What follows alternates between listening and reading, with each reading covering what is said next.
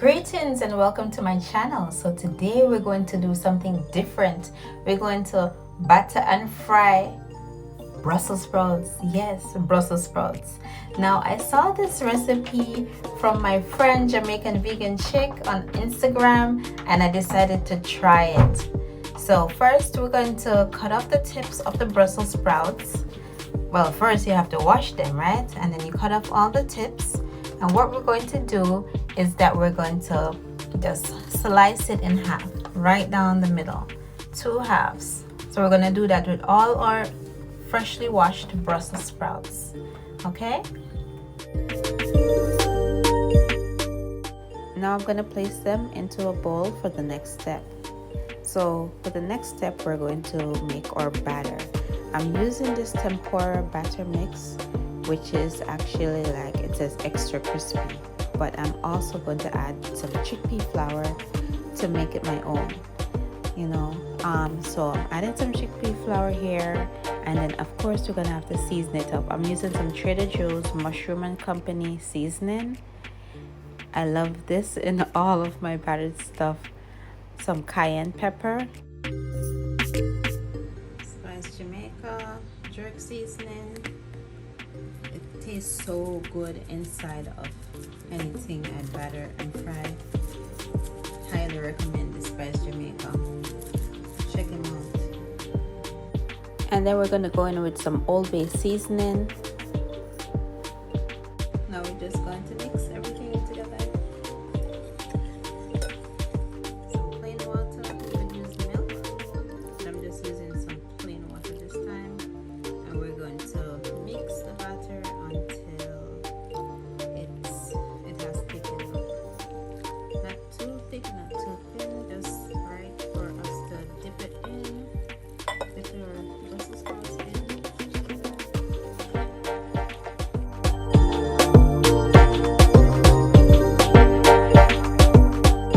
Now for the second layer of the batter, we're going to use some panko breadcrumbs. We're going to use some Spice Jamaica seasoning. All the seasonings that we use to make the wet batter, we're going to use it for the dry batter. The Old Bay and the Cayenne Pepper, we're going to give that a mix. And now it's time to coat our Brussels sprouts with this batter. First we're going to dip it in the wet batter and then drip drip drip, make sure we don't have any excess. Then we're going to sprinkle on the dry one. We're going to do this step for each and every one of them. Okay, so make sure it's fully coated just like this. All right, so you dip it in the wet, you mix it around, you turn it around to make sure you get all the little nooks and crannies. You sprinkle on the panko breadcrumbs, and then what I like to do, I like to put it on a parchment paper. So you just do all of them, you place them on the parchment paper, and now we're going to fry it. You have to make sure the oil is hot. I'm using a skewer. Now you could use some tongs or chopsticks. I'm using a skewer right now, and I'm just testing it to make sure it's hot. I'm going to gently put in there. You see all those bubbles, you know it's hot and ready to go. So we're just going to add them to the oil, and we're going to rotate them to make sure that it's fried properly on all sides. Flip, flip, flip to make sure it's nice and brown and golden.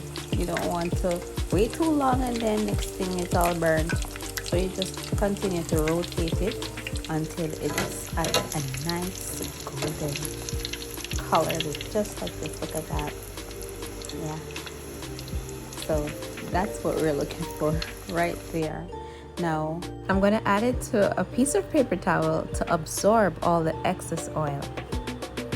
And we're going to continue to fry them and remove them and add it to your paper towel until it's completely done, until all your Brussels sprouts are nice and fried.